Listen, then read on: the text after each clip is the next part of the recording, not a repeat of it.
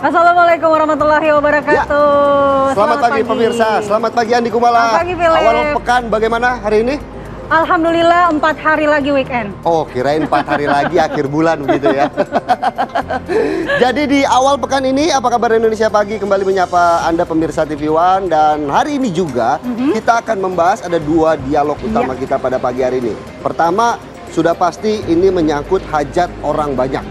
Beras. Oplosan.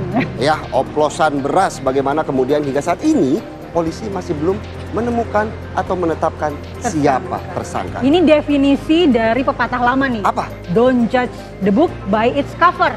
Jadi Yang kemasannya artinya premium, ternyata isinya oplosan. Wah, iya bener. Dicampur-campur dikit ya. Berasnya dicampur-campur dikit kayak salbay begitu ya. Palsu juga kayak. Dan juga kita akan melihat bagaimana Perancis yang rencananya akan mengakui kedaulatan Palestina. Dan hari ini juga kami akan menghadirkan banyak informasi, salah satunya nggak lengkap kalau awal pekan tidak melihat bagaimana kondisi arus lalu lintas saat ini. Iya, dari rekan-rekan NTMC Polri. Betul sekali. Tapi yang pertama kita akan hadirkan dulu informasi pilihan.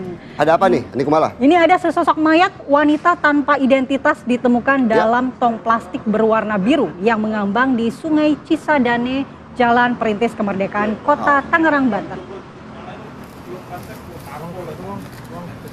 Iya, itu kotak itu tuh. Mana itu? Ini ya?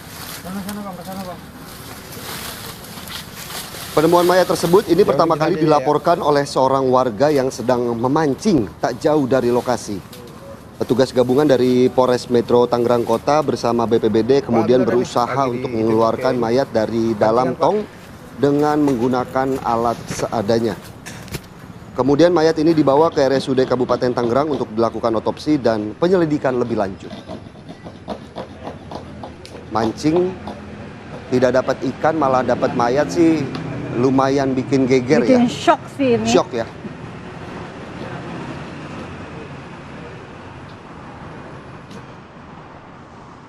Kita ke berita selanjutnya pemirsa, ini di wilayah Gresik ya. Sesosok jenazah terbungkus plastik dan kardus ini kemudian ditemukan di tepi Jalan Raya Kedamaian, Gresik, Jawa Timur.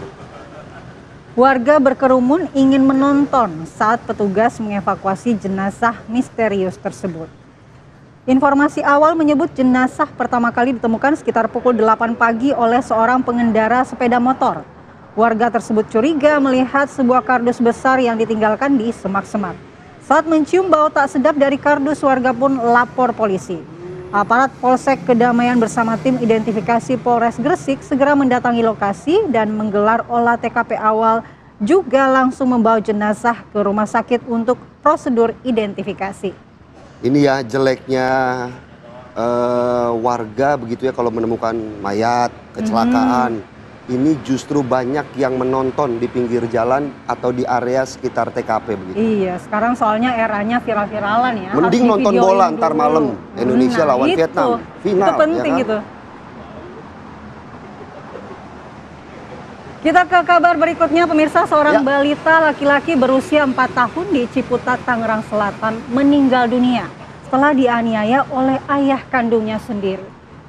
Aduh, miris banget ya. Balita laki-laki berusia 4 tahun meninggal dunia setelah diduga dianiaya ayah kandungnya sendiri. Peristiwa ini terjadi di Kampung Jombang, Kelurahan Jombang, Kecamatan Ciputat, Tangerang Selatan.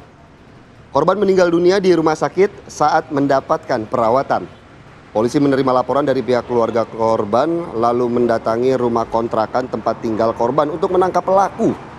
Menurut tetangga korban, mereka sering mendengar tangisan anak setiap malam, namun saat ditanya warga, ibu korban selalu bilang tidak ada apa-apa. Saat ini polisi telah menahan pelaku yang juga ayah kandung korban, dan polisi masih terus melakukan penyelidikan atas kasus ini.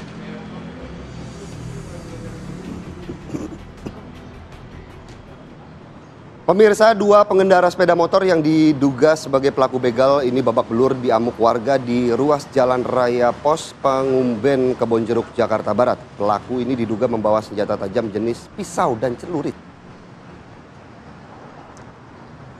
Kepergok hendak melakukan aksi begal 2 pengendara sepeda motor di ruas Jalan Raya Pos Pengumben, Kebonjeruk, Jakarta Barat ditangkap dan diamuk warga serta pengguna jalan hingga babak belur. Masa mengikat kedua tangan salah satu pelaku begal agar tak kabur. Sementara seorang pelaku lainnya yang berusaha kabur berhasil pula ditangkap setelah terjatuh di kawasan permukiman warga Jalan Madrasah yang tak jauh dari lokasi kejadian pertama. Modus para pelaku mengaku sebagai anggota kepolisian. Namun korban yang tak mengenal dan terimpit oleh sepeda motor kedua pelaku sontak berteriak minta tolong hingga membuat warga langsung menangkap pelaku. Warga juga menemukan senjata tajam jenis pisau, celurit serta beberapa dompet dari dalam tas yang dibawa pelaku. Sekarang kedua terduga begal ini langsung dibawa polisi kantor Polsek Kebonjeruk. Aku mau tes Philip nih, begal apa begal? Begal. Bener ya, berarti begal ya. Menurut KBBI adalah begal. Bukannya nama kota ya begal ya? Apa tuh? Tegal. Jauh kali ya. Oke, kita ke informasi selanjutnya pemirsa. Tim gabungan Jatanras Polda Sumsel dan Polsek Ilir Timur 1 Palembang, Sumatera Selatan berhasil meringkus pelaku penyiraman air keras.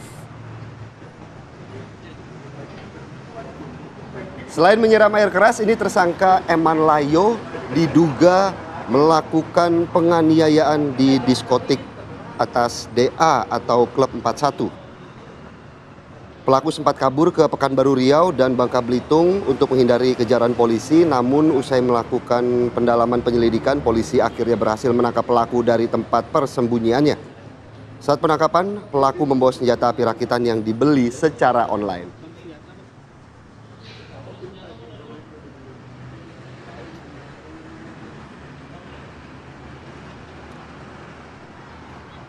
Kita ke wilayah lainnya, pemirsa. Dianggap anggota geng motor saat hendak melintas di depan kerumunan pemuda. Seorang pria berboncengan motor di Goa, Sulawesi Selatan ini dikeroyok oleh sejumlah pemuda. Korban mengalami luka memar dan lebam di sekujur tubuhnya.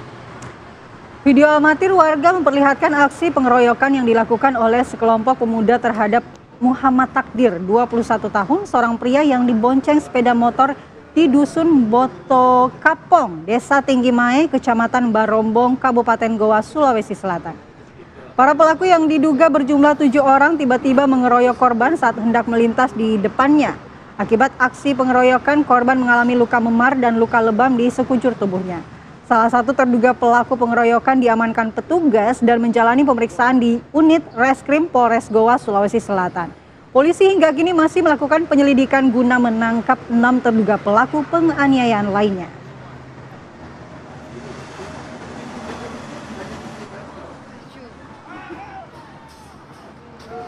Dan pemirsa, ratusan calon penumpang KM Ngapulu mengamuk di pintu masuk terminal pelabuhan. Kericuan dipicu ini karena kekesalan ratusan penumpang yang ditinggal oleh kapal saat masih mengantri untuk mengambil tiket. Kejadian ini bermula saat calon penumpang ini mengantri untuk melakukan proses validasi tiket di loket, tapi tiba-tiba KM Ngapulu yang akan mereka tumpangi justru bergerak meninggalkan dermaga pelabuhan. Menurut Kepala Cabang Pelni Bau-Bau, Jasman, ini keberangkatan kapal KM Ngapulu yang hendak bertolak ke Ambon setelah berdiam di dermaga ini telah sesuai jadwal. Namun diduga terjadi penambahan kuota dan penumpang non-site di saat kapal akan berangkat.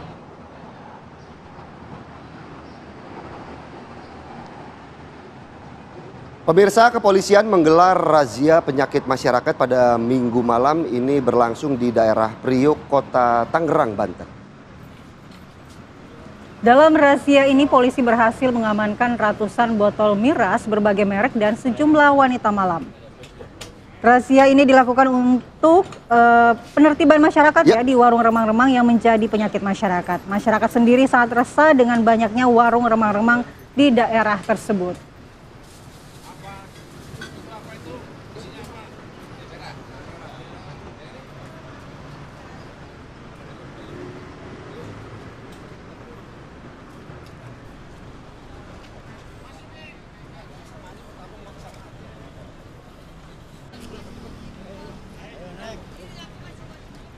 Sekarang saya menjadi tahu kenapa disebut warung remang-remang. Kenapa tuh? Kalau terlalu terang, kabur semua.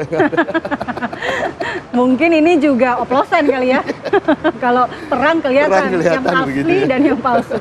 Oke, hari Senin pagi biasanya semangat bekerja dan lalu lintas pun ramai. Betul Tapi kita harus pastikan dulu Bersama dengan rekan-rekan NTMC, ada Brigadir Sarah di Simpang Pancoran, Jakarta Selatan. Silakan Brigadir Sarah.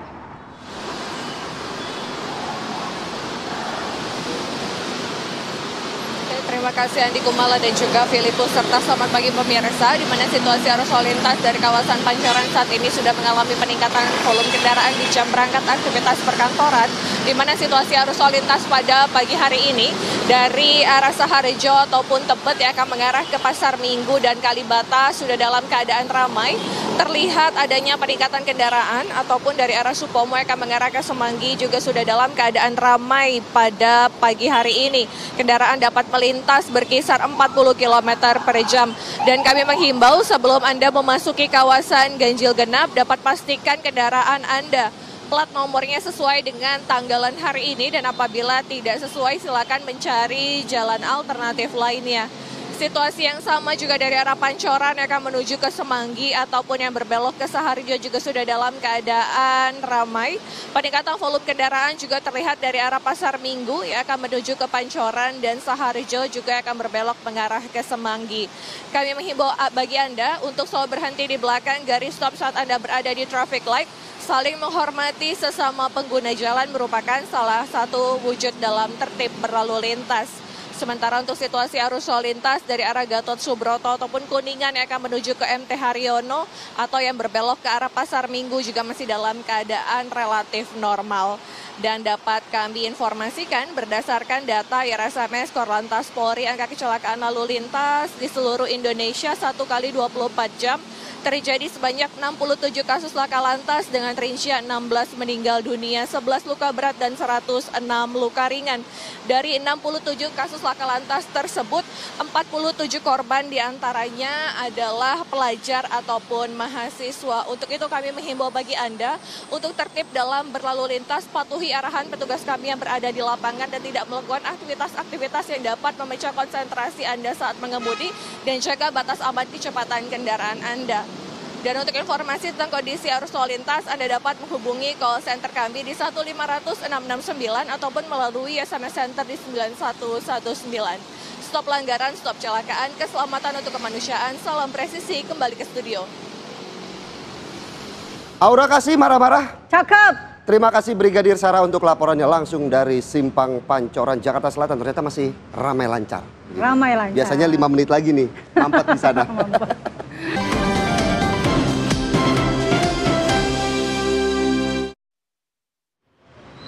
Kembali di Apa Kabar Indonesia Pagi, pemirsa. Presiden Prabowo Subianto geram menyusul temuan praktik pengoplosan beras ya. Oke, pasalnya ini Andi Kumala dan pemirsa, kerugian negara ini mencapai 100 triliun rupiah per tahun.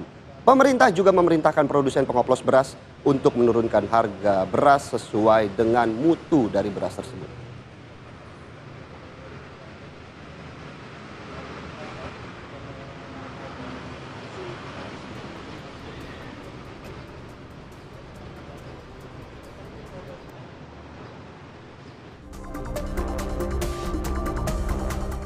Praktik pengoplosan beras yang belakangan terungkap membuat geram pemerintah. Presiden Prabowo Subianto menyebut tindakan pelaku sebagai serakah. Menurut Presiden, aksi pengoplos beras merupakan tindak pidana. Presiden mengungkapkan praktik pengoplosan beras telah menghanguskan kekayaan negara 100 triliun rupiah setiap tahun. Saya dapat laporan 1 tahun. Dengan permainan ini, ya, beras biasa diganti bungkusnya, dibilang beras premium, dijual. Ini hilang kekayaan kita, hilang 100 triliun tiap tahun. 100 triliun. Gimana enggak mendidih kita dengar itu. Berarti kalau saya biarkan ini terus, dalam 5 tahun kita akan hilang 1.000 triliun. Pasca temuan praktik pengoplosan beras, Menko Pangan Zulkifli Hasan memerintahkan semua produsen beras yang diduga melakukan pengoplosan untuk segera menurunkan harga sesuai kualitasnya. Bagi yang melanggar, yang melakukan penipuan terhadap masyarakat, menjual tidak sesuai dengan apa yang ditawarkan, itu jelas pasalnya, maka harus dilakukan tindakan yang tegas. Mesejnya jelas, segera, jangan main turunkan harga yang macam-macam itu. Pemerintah juga memutuskan menghapus beras medium dan beras premium sehingga nantinya hanya ada beras dan beras khusus. Maka beras nanti kita akan buat hanya satu jenis beras saja. Beras ya beras, sudah. Ya, tidak lagi medium dan premium. Ya beras, ada satu lagi namanya beras khusus. Jadi cuma ada dua. Satu beras yang disubsidi oleh pemerintah, pupuknya, irigasinya, dan lain-lain itu namanya beras. Yang dihasilkan produksinya oleh petani kita. Satu lagi beras khusus. Pasca temuan pengoplosan beras, Menko Pangan juga memerintahkan Bulog untuk melakukan operasi pasar. Tim TV One mengabarkan. Pemirsa, Partai Demokrasi Indonesia Perjuangan kemarin memperingati 29 tahun peristiwa 27 Juli 1996 atau Kuda Tuli. Iya, ya. Peringatan ini sebagai pengingat ya para kader untuk tidak melupakan sejarah perjuangan yang penuh pengorbanan karena menjadi bagian penting dalam sejarah tonggak demokrasi di tanah air. Karena sekjen kita masih mendapat Partai Demokrasi Indonesia Perjuangan PDIP memperingati 29 tahun peristiwa kerusuhan 27 Juli 1996 atau peristiwa Kuda Tuli. Peringatan digelar dengan menabur bunga di depan markas DPP PDI Perjuangan Menteng, Jakarta Pusat. Kader senior Ripka Ciptani menegaskan peristiwa Kuda Tuli tidak boleh dilupakan terutama oleh para kader PDI Perjuangan yang kini sukses di legislatif ataupun eksekutif. Dalam orasinya, Ripka juga mengajak semua pihak terus mendesak pengakuan peristiwa Kuda Tuli sebagai pelanggaran HAM berat. Jadi harusnya sih teman-teman itu semua fraksi harusnya ingat itu dong. Dia tuh bisa jadi kan udah aman. 99 kesini ini udah nyaris aman lah. Bisa jadi caleg, bisa jadi bupati, wali kota, gubernur, bakal presiden. Dulu kan nggak ada kalau nggak ada Kuda Tuli ini. Markas DPP PDI Perjuangan di Menteng, Jakarta diketahui menjadi saksi bisu kerusuhan yang terjadi pada saat itu. Peringatan Kuda Tuli tahun ini sekaligus menjadi momentum bagi seluruh kader Partai Banteng Moncong Putih untuk melestarikan sejarah dalam demokrasi di Indonesia. Dari Jakarta, Ikra Anggana, Budiman, TV One mengabarkan.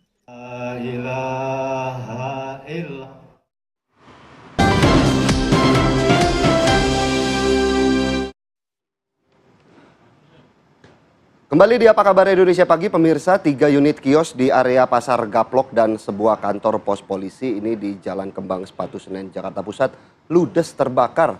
Tidak ada korban jiwa dalam peristiwa ini, sementara penyebab kebakaran masih diselidiki oleh petugas kepolisian. Kobaran api melululantahkan bangunan kios di area Pasar Gaplok, Jalan Kembang Sepatu Senen, Jakarta Pusat dini hari tadi. Banyaknya material bangunan yang mudah terbakar membuat si jago merah terus mengamuk dan menjalar ke bangunan lain di sekitarnya. Tak hanya kios pedagang, api juga menghanguskan sebuah kantor pos polisi yang berada di area pasar. Belum diketahui secara pasti penyebab terjadinya kebakaran meski diduga kuat bersumber dari korsleting listrik di salah satu kios. Kebakaran ini membuat warga panik dan berhamburan, namun besarnya kobaran api membuat mereka tak bisa berbuat apa-apa. Api berhasil dipadamkan setelah 17 unit armada pengangkut air dan puluhan personil Gulkarmat dikerahkan ke lokasi. Polsek Senen telah memintai keterangan sejumlah saksi untuk menyelidiki penyebab terjadinya kebakaran ini.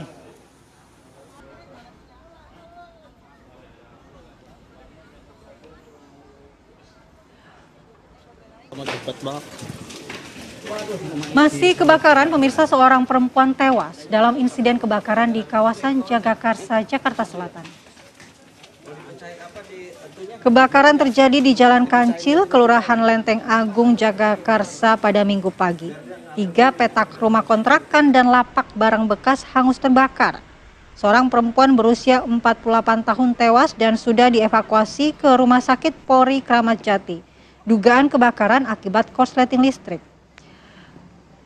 nggak sih Philip kalau akhir-akhir ini kita banyak sekali menyaksikan berita kebakaran yang menimbulkan korban jiwa. Di weekend juga kemarin kita banyak ya membacakan berita seputar kebakaran dan tentunya ini menjadi perhatian bagi masyarakat yang mungkin akan berpergian jauh. Harus hati-hati ya. Mematikan listrik, mengecek lagi gas biasanya ya. Iya, atau mungkin juga harus ada edukasi lagi dari pemerintah mengenai pencegahan kebakaran di rumah-rumah terutama yang padat penduduk.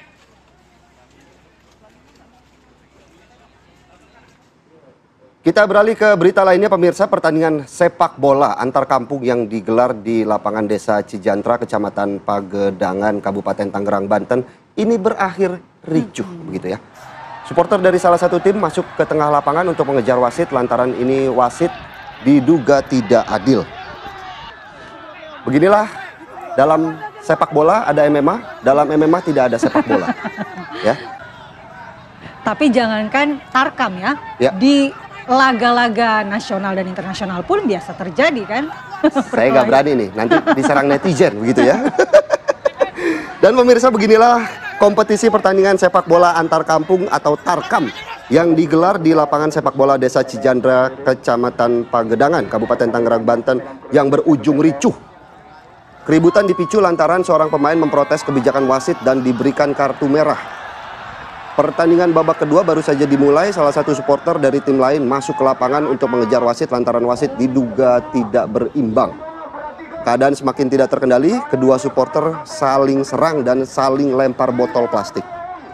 Di tengah lapangan, sejumlah warga, panitia, dan pihak pengamanan pertandingan kewalahan untuk melerai keributan. Akhirnya pertandingan antara Denis FC dari Tangerang Selatan melawan Anak Rantau FC dari Tangerang Raya harus dihentikan. Ya harapannya damai-damai saja lah ya. Kalau bermain atau berolahraga itu kan harus sportif. Betul. Namanya juga sport ya. Seperti pemandangan yang sangat lumrah ya kalau di sepak bola kita ya.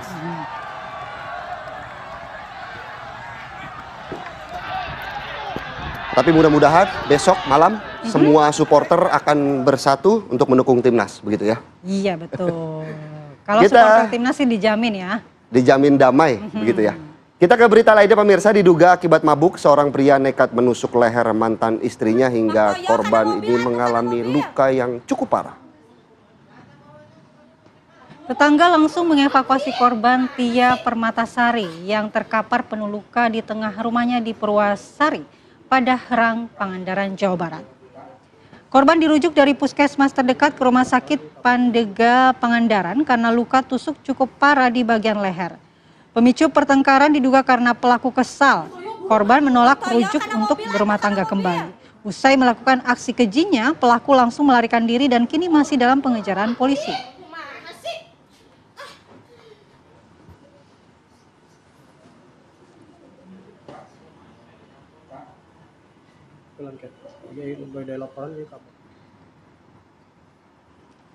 Kita ke Palembang, pemirsa, kesal ditagih utang sebesar Rp800.000 saat ibunya sedang sakit. Seorang pria di Palembang, Sumatera Selatan nekat menikam temannya hingga tewas. Aksi penikaman terekam CCTV.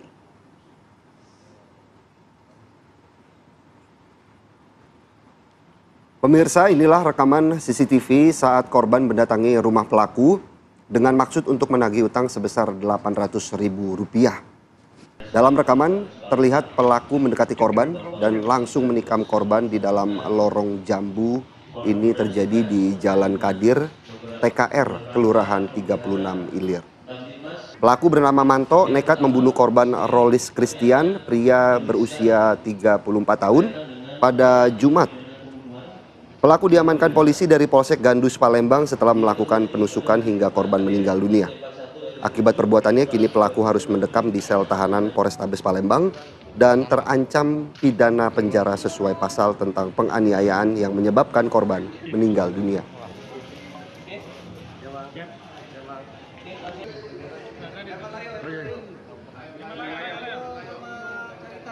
Dan untuk mengetahui ya pemirsa, bagaimana sebenarnya kronologis awal hingga polisi berhasil mengamankan pelaku dari penusukan ini, kami sudah terhubung dengan AKP Firmansyah selaku Kapolsek Gandus. Selamat pagi Pak Kapolsek.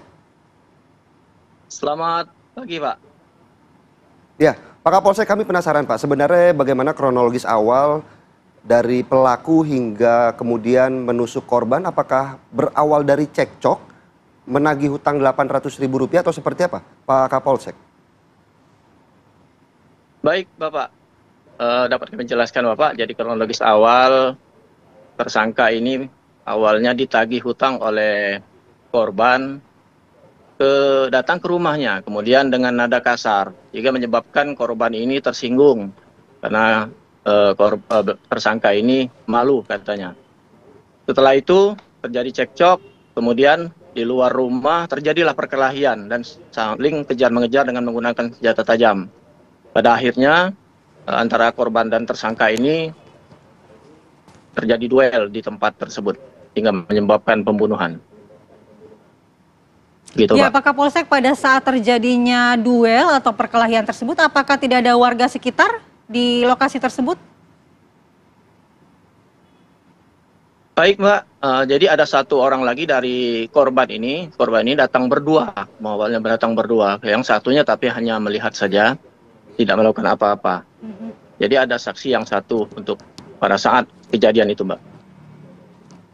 Pak Kapolsek, dari penyelidikan pihak kepolisian sendiri untuk penagihan ini apakah baru sekali dilakukan atau sebelumnya sudah beberapa kali pernah ditagih oleh korban? Baik, Bapak. Jadi menurut keterangan dari tersangka, itu hutangnya sudah dibayarkan melalui transfer dan dapat dibuktikan oleh tersangka pada saat kami melakukan pemeriksaan. Tetapi korban ternyata lupa ataupun tidak melihat dari handphonenya bahwa hutang tersebut sudah dibayarkan. Begitu, Bapak. Oke, berarti ini hanya kesalahpahaman saja berarti ya Pak Kapolsek. Apakah pelaku ini maksud kami marah karena pada saat itu kondisi sang ibu yang tengah sakit seperti itu, Pak? Iya, betul sekali, Mbak. Jadi pada saat ditagih, dua orang ini dengan nada yang kasar dan keras. Jadi menyebabkan ibu korban pada saat itu sedang terbaring sakit, sehingga menyampaikan kepada tersangka ini, menanyakan ada apa di luar itu. Begitu, Mbak. Ketika proses penangkapan pelaku sendiri, apakah ada perlawanan, Pak, saat itu? Ya, baik, Pak. Jadi pada saat penangkapan pelaku itu sekitar 2 jam dari setelah kejadian, pelaku tidak ada perlawanan sama sekali, karena pada saat itu kami mendapatkan informasi dari masyarakat setelah kejadian, tidak jauh dari seputar kejadian itu, kami dapat informasi itu, kemudian kami langsung menuju ke lokasi tempat penangkapan dan tersangka tidak ada perlawanan. Begitu. Iya. Pak Kapolsek, disebutkan bahwa pelaku dan juga korban ini adalah teman atau kawan. Bagaimana hubungan keduanya selama ini, Pak Kapolsek?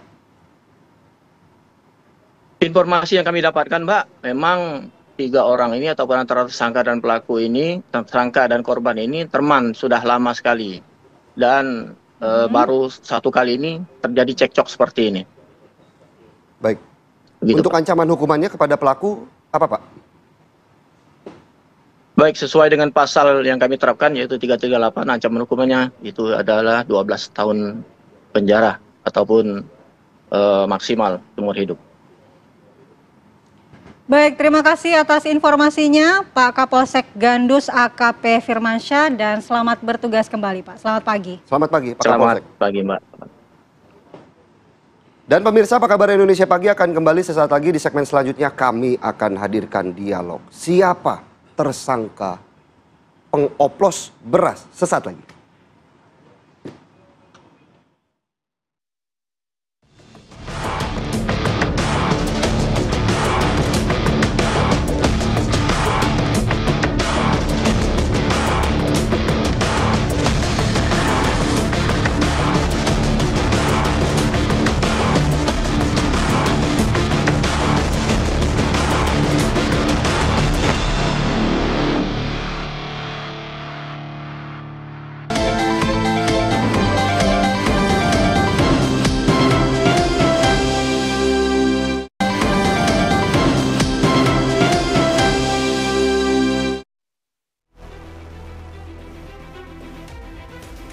Bareskrim Polri dan Kejaksaan Agung turun tangan untuk memberangus praktik pengoplosan beras.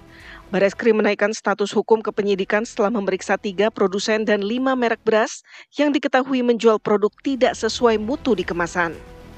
Untuk mendalami temuan di lapangan, pada hari Senin ini penyidik Satgasus P3TPK akan memeriksa 6 perusahaan produsen beras. Ke-6 perusahaan ini akan dimintai keterangan seputar mutu beras yang dijual, apakah sesuai standar nasional Indonesia, termasuk apakah harga jual sesuai dengan harga eceran tertinggi yang ditetapkan pemerintah. Pemeriksaan terhadap 6 perusahaan ini diharapkan bisa mengungkap praktik pengoplosan beras agar konsumen tidak tertipu label dan kualitas pangan tetap terjaga sesuai standar yang berlaku. Tim TV One mengabarkan.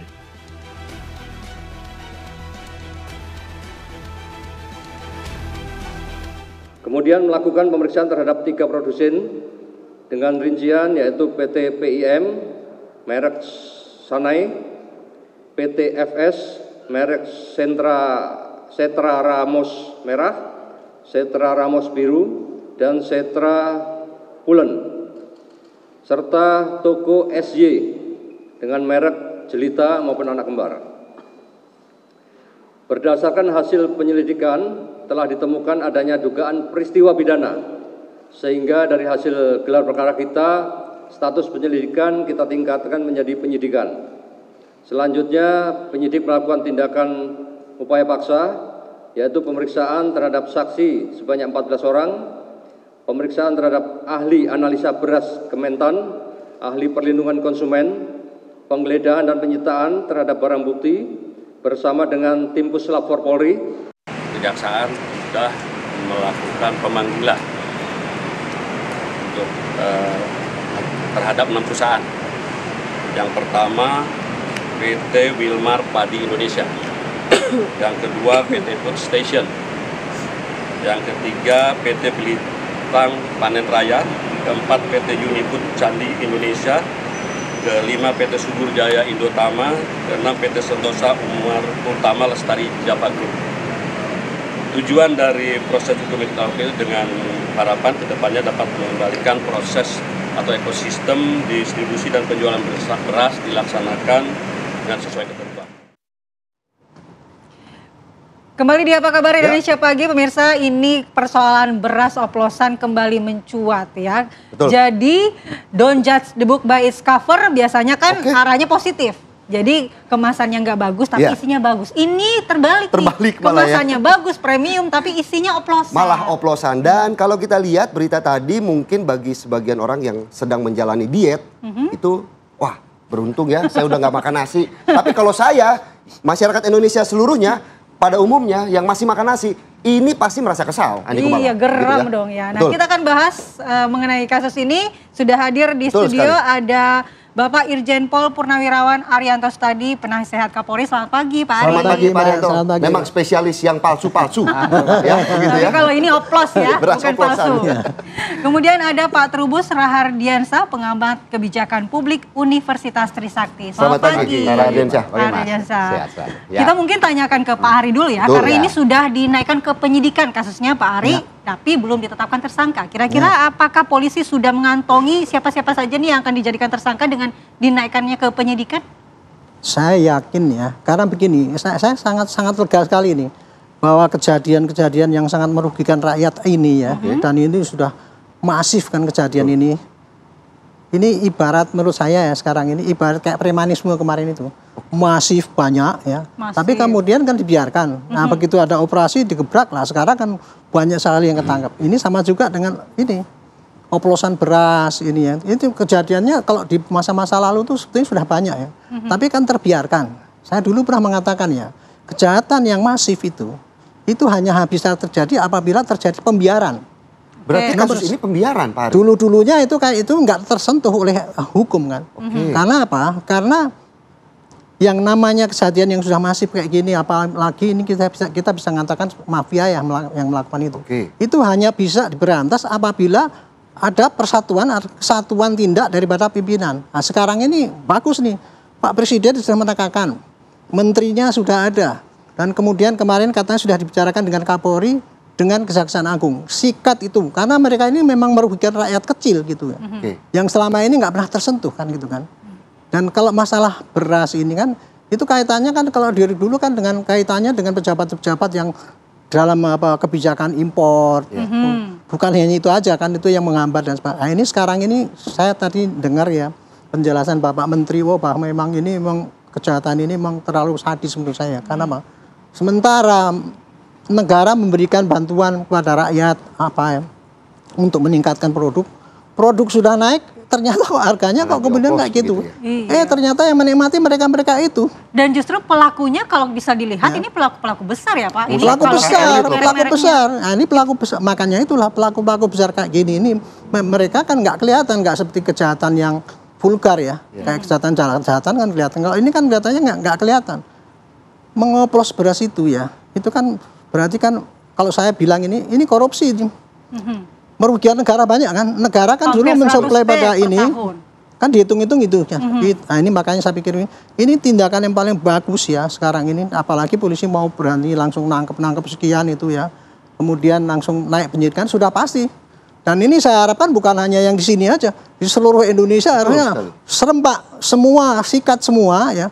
Perkara itu nanti dibuktikan itu terbukti apa tidak. Ini masanya untuk menindak betul-betul supaya jangan sampai ya program Pak Prabowo yang sudah, saya pikir ya kemarin Pak Prabowo itu ngomong bahwa ini kita meningkat drastis gitu kan. Saya pikir hanya pencitraan, ternyata memang betul itu Pak. Peningkatannya drastis, tapi ini dirongrong sama ini pedagang-pedagang ini kok kemudian harganya diboikot ya seakan-akan kan gitu. Inilah makanya menurut saya masa penindakan kepada masalah oplosan beras ini harus betul-betul serius dan diikuti oleh seluruh polisi, aparat seluruh Indonesia, termasuk juga yang tadinya itu membekengi atau melindungi secara tidak jelas itu, tolong berhenti. Itu kalau perlu itu sikat juga itu, yang membekengi, yang membiarkan itu. Ada indikasinya Pak? Saya dengar gitu, ada. Misalkan contoh ada seorang pedagang yang mestinya udah melanggar gini, tapi kemudian tidak berani ditindak dan sebagainya. Itu untuk sekarang ini patut untuk dicek, apa benar kayak gitu apa enggak kan gitu kan. Ini masa yang terbaik sekarang ini ya untuk melakukan penindakan kejahatan yang menurut saya sangat masif yang selama ini terbiarkan oleh aparat. Oke, saya mau ke Pak Trubus. Pak Trubus, kalau melihat kasus ini celahnya di mana? Apakah di pengawasannya, alur distribusinya, atau seperti kata Pak Ari, pembiaran yang selama ini sudah dilakukan? Iya, menurut saya sih memang itu tiga-tiganya ya Mbak. Ada di celah aturannya sendiri, itu enggak, sebenarnya kita undang-undang pangan kan sebenarnya. Nah, siapa yang bertanggung jawab di situ? Tentu kan di situ kita ada banyak badan, Pak. Sekarang ada Badan Pangan, ada Bulog, ada juga Kementerian Pertanian. Tapi yang jelas mengenai itu ada Kementerian Perdagangan, ada juga Satgas Pangan sebenarnya yang bertanggung jawab terhadap itu. Nah, sekarang ada lagi Badan Gizi karena satu masalah kita yang nangani sampai lebih dari satu lembaga itu kan. Jadi sebenarnya itu yang jelas itu Kementerian Perdagangan, kemudian Badan Pangan yang membuat kebijakan, kemudian dari sisi itu pada Satgas Pangan, Mbak. Itu yang bertanggung jawab. Nah, yang kedua saya melihat memang ini ada upaya yang disampaikan tadi, ada pembiaran itu terjadi sudah lama, disinyali sudah lama. Sejak kapan tuh? Ada yang mengatakan hampir 10 puluhan tahun itu terjadi, jadi sudah lama dan sepertinya permainan dan itu ada di daerah ini misalnya udah kan dia sidaknya paling kalau mau lebaran, ya kan kalau mau tahun baru aja dalam 1 tahun itu. Selain itu kan nggak pernah disidak kan nggak pernah. Jadi dari situ kalau misalnya mau lebaran lah ada sidak, kemudian mereka pura-pura hilang, nanti berikutnya muncul lagi gitu. Jadi selalu berulang seperti itu. Karena itu menurut saya memang ada juga faktor distribusi. Distribusi itu karena di daerah A panennya pokoknya penuh lah gitu karena panennya bagus. Nah kemudian di daerah itu ada dibuat seperti kelangkaan gitu. Jadi harusnya itu ini kan distribusinya kan dengan kondisi logistik sekarang yang sudah bagus, infrastruktur di Pak Jokowi sudah mulai bagus. Itu sebenarnya kan nggak ada lagi istilah di sini daerah A kekurangan, daerah B kelebihan kan gitu. Harus semuanya ini kan ini ada yang mengawasi pemerintah, tapi ternyata enggak. Ya dibiarkan aja itu kekurangan supaya harganya naik. Berarti gitu. Celahnya sudah dari level petani untuk melakukan pengoplosan beras ini dong Pak? Iya, levelnya udah level penggilingan, sudah langsung ke penggilingan itu. Jadi penggilingan sampai naik ke atasnya. Itu sudah ini. Jadi para pelaku pengusaha-pengusaha yang disebut serakah nomik oleh presiden itu sesungguhnya mereka dari level bawah sudah gitu. Karena itu kan sudah lama masif dan menganggap mereka bahwa misalnya beras yang namanya beras rusak dicampur dengan beras yang ini kan itu dipoles-poles, dikasih kimia apa sehingga warnanya putih, eye-catching lah kalau anak orang beli kan ya gitu. Jadi akhirnya beli itu kan cara seperti itu. Tapi ada juga yang dicampur dengan bahan lain, misalnya dengan jagung. Itu yang ditemukan ada. Nah, tapi ada juga yang sifatnya blended, betul-betul yang apa namanya campur, yang harga mahal sama harga kecil dicampur, yang murah. Nanti ujung-ujungnya apa? Dia jual harga ya premium semua gitu. Padahal itu harganya harga medium aslinya. Nah itu kan semua kemasan memang sengaja apa namanya ada unsur-unsur kesengajaan di situ untuk terjadinya atau berlangsungnya oplosan itu, Mas. Iya, ini gitu. kan sebenarnya penemuan Kementan ya, yang harusnya menemukan kemudian melaporkan 212 merek. Nah, ini kan patut diapresiasi juga ya. Tapi bagaimana memang selama ini jalur pengawasannya seperti apa? Sehingga akhirnya bisa masif dan lama terjadinya peredaran beras oplosan ini. Iya, kalau apa namanya pengawasannya sebenarnya kan itu sinergitas antara pemerintah pusat dan pemerintah. Tanggung jawab ada di tangan pemerintah karena beras itu ini kan aneh ya kan sebenarnya beras itu kan hajat itu orang banyak. Harusnya itu urusannya negara gitu. Bukan diserahkan pada pasar. Minyak goreng serahin sama pasar ya udah harganya nggak karu-karuan karena pasar yang harusnya semua yang kaitannya hajat itu adalah ini apa pemerintah. Nah, pemerintah ini yang ada kalau di tingkat ini pemerintah daerah yang mereka melakukan sidak kan ada dinas-dinas perdagangan ada yang mereka melakukan ini apa namanya setiap hari lah gitu mestinya itu sudah ada cuman kan kadang-kadang ini daerah ini ada kepentingan-kepentingan untuk ini kan elit-elit juga bermain di situ karena apa karena itu keuntungannya menggiurkan dan bisa untuk kaitan dengan politik kedepannya juga jadi banyak hal yang memang bermain di situ Mas. Bahkan beras BUMD pun juga ada yang dioplos. Iya ada jadi semua mau BUMD beras yang semuanya jadi akhirnya masyarakat ini posisinya memang gini kelemahan yang kedua adalah masyarakat nggak pernah diedukasi. Masyarakat nggak pernah diberitahu ini loh beras oplosan seperti ini sebenarnya nggak pernah.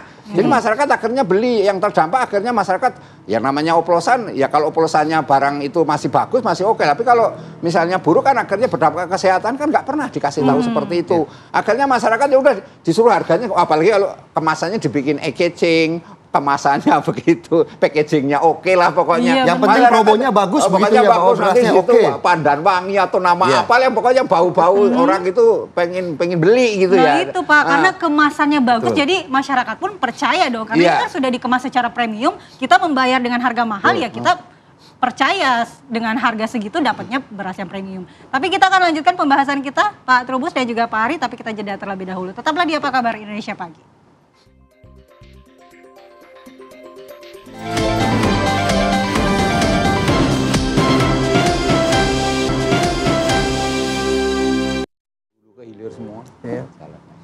Kembali di Apa Kabar Indonesia Pagi pemirsa, sebelum kita lanjutkan dialog mengenai beras oplosan ini, kita mau dengar dulu bagaimana tanggapan dari masyarakat. Bagaimana keresahan masyarakat atas kasus ini. Kita langsung bergabung dengan Kesia Butar-Butar di Pasar Klender, Jakarta. Selamat pagi Kesia, silakan dengan laporan Anda. Selamat pagi Andi Kumala, Philip dan juga pemirsa. Setelah maraknya beras oplosan premium ini yang sempat menghebohkan masyarakat Indonesia yang dimana ada sekitar 212 merek beras premium yang dioplos dengan beras biasa, yang dimana hal ini membuat pemerintah akan menghapus kategori beras medium dan juga beras premium. Sebagai gantinya beras umum ini akan diganti menjadi kategori beras biasa dan ada juga beras khusus yang dimana beras ini adalah beras Pandan Wangi yang memang sudah memiliki sertifikat dan harganya juga tidak akan berubah. Nah dengan adanya kebijakan ini bertujuan untuk menyederhanakan distribusi dan juga mencegah adanya praktik oplosan. Nah, bagaimana tanggapan dari pedagang dan juga pembeli mengenai kebijakan ini? Pemirsa, sebelum saya ngobrol dengan pedagang dan juga pembeli, yang saya lihat di sini beras-beras di sini masih dengan harga yang bervariasi, ada 12.000, 13.000, 14.000 dan paling mahal itu harga Pandan Wangi sekitar harganya 15.000. Nah, saya akan bertanya nih pemirsa dengan pedagang di sini bagaimana tanggapan dari pedagang. Halo Mas, selamat pagi. Dengan siapa? Ya, Pak Ahmad. Mas, di sini Masnya biasa jualan beras jenis apa, Mas? Ada air murah, ada yang bagus Bandung, Pandan Wangi. Yang paling mahal apa, Mas? Pandan Wangi dia. Yang paling laku biasanya Mas jual yang mana? Ini yang 12.000. Yang standar ya. Mas, katanya ini pemerintah akan mengganti dan akan tidak ada lagi beras premium dan beras medium. Nantinya harganya juga akan tergantung dari kesepakatan dari pemerintah seperti batas atas harganya nanti. Masnya bagaimana nih Mas tanggapannya mengenai ini yang hanya ada beras biasa dan beras khusus? Kalau dibikin 2 macam itu malah membingungkan pembeli ya. Biasa kan kalau banyak macam kan banyak pilihan, mau yang mana kan terserah. Ya kalau dibikin 2 macam ya bingung beli, berarti harga mahal dong kan. Berarti Masnya agak kurang setuju? Agak berat tuh, kasihan pembelinya. Nah kan nggak semuanya orang beli yang bagus gitu, banyak pedagang juga nyari yang murah gitu. Kalau harga beras sekarang Mas bagaimana? Kalau bilang ini harga agak naik ini, ya naik, intinya harga agak naik sekarang mah ini. Kalau harapan Masnya kepada pemerintah mengenai kebijakan ini apa Mas? Ya tolonglah berasnya jangan terlalu mahal lah, kasihan pedagang dan ya kan nggak semuanya orang cukup beli yang mahal gitu Mbak ya. Tolonglah ya dikontrol harganya lah, jangan terlalu mahal itu aja. Baik Mas, terima kasih atas waktunya. Kita sudah mendengar dari sisi pedagang. Nah selanjutnya kita akan mendengar dari sisi pembeli. Halo Ibu, selamat pagi, dengan siapa? Selamat pagi, saya dengan Bu Masni. Ibu biasanya beli beras premium atau beras biasa? Saya premium. Ibu biasa beli harga beras premium berapa Bu? Yang sekilo 15,5. Ya. Ibu, katanya pemerintah akan menghapus kategori beras premium dan beras medium. Tanggapan ibunya bagaimana nih Bu? Nanti hanya ada beras biasa dan juga beras khusus seperti Pandanwangi. Ibu tanggapannya bagaimana? Kalau saya sih kurang setuju, karena apa? Kalau ini kan macamnya banyak nih, harganya juga macam-macam. Jadi kalau yang masyarakat kan sesuai kemampuan, kan nggak semua orang mampu. Kan ada yang 12, ada ini. Mungkin kalau yang nggak mampu yang terendah. Kalau nanti dijadi 2 macam, itu beras akan nggak mungkin ada yang terendah cuma 2 macam harga. Nah kalau menurut saya peluang untuk dioplos itu akan lebih banyak karena bermacam-macam ini dijadikan 2 macam. Malah akan lebih banyak memberikan peluang ke pengusaha beras ini untuk dioplos, menurut saya. Terakhir Bu, harapan Ibu untuk pemerintah mengenai kebijakan ini bagaimana? Harapan saya sebenarnya sih kepinginnya kalau berasnya ya biarin aja. Beras dari Kerawang ke dari apa macamnya kan biarin. Itu kan tergantung konsumen yang memakai yang mana. Kalau yang penting kan pengawasan kalau oplos pemerintah. Yang itu kan yang pengusaha besar yang oplos. Kalau pengecer enggak gitu. Harapan saya ya udah biarin aja seperti sekarang ini. Baik, terima kasih Bu atas waktunya. Baik, kita sudah mendengar dari sisi pedagang dan juga pembeli. Kembali ke studio, Andi. Baik, terima kasih Kesia Butar-Butar untuk laporannya langsung terkait beras oplosan yang marak di masyarakat ya. Ternyata memang mereka juga masih mempertanyakan bagaimana beras Pandanwangi ini bisa dari mana begitu ya. Apakah juga akan masih dioplos begitu ya. Kita akan lanjutkan dialog kita pada pagi hari ini. Saya langsung mau ke Pak Arianto. Pak Arianto, tunggu apa lagi Pak? Buktinya ada, pengusahanya ada, siapa tersangka? Yang ngoplos itu. Jadi gini, sekarang ini pemerintah sudah bagus ya arahnya ya. Sementara data-data sudah masif nih. Ya. Dari penelitian kemarin, dari ada 260 laboratorium katanya itu ya. Ternyata 80 sekian persen itu ternyata menyalahi aturan. Standar daripada beras itu kan ada ya. Kalau yang ini, yang premium sama medium kemarin itu ya. Itu dilihat dari butir-butirnya, dilihat dari menirnya, dari keputihannya dan sebagainya itu. Ya. Itu apabila tidak sesuai dengan standar, itu sudah melanggar aturan itu Pak. Nah makanya sekarang adalah yang disasar adalah yaitu tadi praktek yang di lapangan. Kalau memang itu jadi pengoplos ya yang ngoplos itu yang kayak semacam kalau kita operasi preman ya dulu kan. Begitu tapi ada pungutan langsung aja tangkep gitu. Iya. Sama juga sekarang ini ada oplosan di lapangan langsung ditangkep. Ya ini berarti produsernya inilah yang patut jadi tersangka kayak gitu. Nah saya walaupun ya sekarang ini ya kalau dulu kan mungkin hanya yang pedagang besar gitu ya. Tapi kan sekarang sampai tadi dikatakan Pak Trubus sampai di level-level bawah juga ada terjadi oplosan-oplosan itu tadi ya. Itu akibat daripada pembiaran Pak, kejahatan yang terselubung dan apabila tidak ditindak maka akan terjadi pembiaran sampai di tingkat-tingkat bawah. Kalau terselubung itu berarti ada arahan dari atasan? Bukan, kejahatan terselubung itu gini. Melakukan kejahatan tapi nggak ketahuan itu loh. Oke. Mengoplos kan nggak ketahuan, dipikirnya kan itu taktik dagang kan itu kan. Tapi kan produksinya kan ada karyawan-karyawan yang kemudian pastinya juga mendapatkan perintah dari atasan untuk. Ya itu makanya itu jadi praktek pengoplosan itu kan bosnya juga nyuruh, karyawannya juga ada kan itu kan. Nah makanya saya pikir ya sekarang berangkat daripada yang mengoplos itu siapa yang bertanggung jawab mengenai polisi untuk mengoplos itulah yang jadi tersangka utama. Kalau yang di bawah-bawah itu pelaksana ya mungkin nggak mungkin dong kalau kita nangkepin orang karyawan bawah. Tapi yang penting otak daripada pelaku pengoplosan ini kan judulnya kan adalah mengoplos. Itu sangat merugikan, tidak. Walaupun itu kejahatan itu nggak kelihatan jahat banget ya, karena ini kan taktik dagang atau apa, bisa bersembunyi situ kan kayak gitu. Nah, sekarang kenyataannya di lapangan sudah kayak gini. Dari data yang sangat masif itu, ternyata 88%, 85% kalau nggak salah itu diperiksa di lab, ada 260 ya Pak perusahaan. 213 tidak benar. Nah itu kan nggak bisa ditolerir. Itulah harusnya ya itu. Yang 213 itu yang harus dijadikan tersangka kalau menurut saya. Nah, apakah polisi ini tidak sulit Pak Ari nanti untuk menjerat pihak-pihak yang berada di atas ini, yang mungkin punya kuasa begitu? Kalau dulu agak sulit. Dulu agak sulit karena apa? Kalau polisi bertindak sendiri ya, itu nanti bisa diantem bahwa polisi mengganggu ekonomi di lapangan. Tapi sekarang kan semua sudah kompak ini. Dari mulai presiden, menteri sampai kejaksaan agung sampai yang menteri-menteri yang lain kompak akan menindak praktek ini. Sangat mudah. Dan ini kesempatan bagus ya, semua polisi di lapangan itu tidak hanya di Mabes doang itu yang kemarin yang ribut menentukan, tapi semua di lapangan ikut mengontrol itu. Dan serempak lakukan tindakan, perkara itu nanti kemudian terbukti apa tidak, itu nomor 2 lah. Yang penting tindak aja, kemudian diproses sehingga ada efek jerah. Pasti akan menurun praktek-praktek itu. Berarti tersangkanya ada kemungkinan lebih dari 1 atau ya pasti banyak kalau menurut saya. Kalau lihat daripada 213 itu tadi nggak benar, kan itu dianggap itu suatu pelanggaran sudah pasti. Tinggal cari siapa yang dari 213 ini, siapa yang bosnya yang sebagai otak daripada itu. Itu saya kira ini kesempatan bagus lah untuk melakukan rahasia pada praktek pengoplosan beras ini ya, untuk sementara ini kayak gitu. Itu langkah dari kepolisian. Nah, dari pemerintah seperti apa? Menjawab keresahan masyarakat tadi kalau kita dengar dari pedagang, dari masyarakat ini masih resah. Iya, keresahan masyarakat sebenarnya ini aja, pemerintah segera menarik yang oplosan-oplosan itu, jadi tarik dari pasar peredaran. Kemudian yang kedua tentu pemerintah mulailah, karena penegakan hukum kan salah satu, karena ini bagi mereka yang melakukan pelanggaran, tapi kan ada juga yang tidak.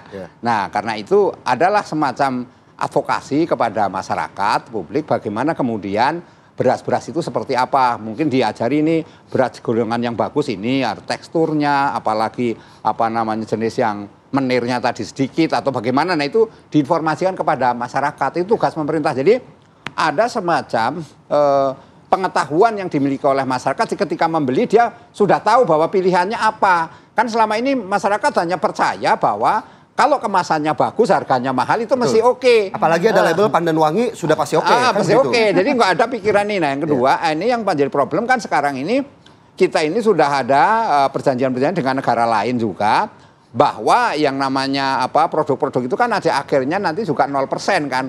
Begitu 0% bea cukai berarti produk luar juga masuk. Kalau kita di dalam tidak melakukan pembenahan, nanti ujung-ujungnya ini akan rugi sendiri karena kalah bersaing dengan yang dari luar. Kan selama ini kita mengatakan kita kan hanya impor memang peraturan yang dulu. Nah sekarang situasi dunia sudah berubah. Dengan Amerika kita sudah ada tarif yang harusnya 0%.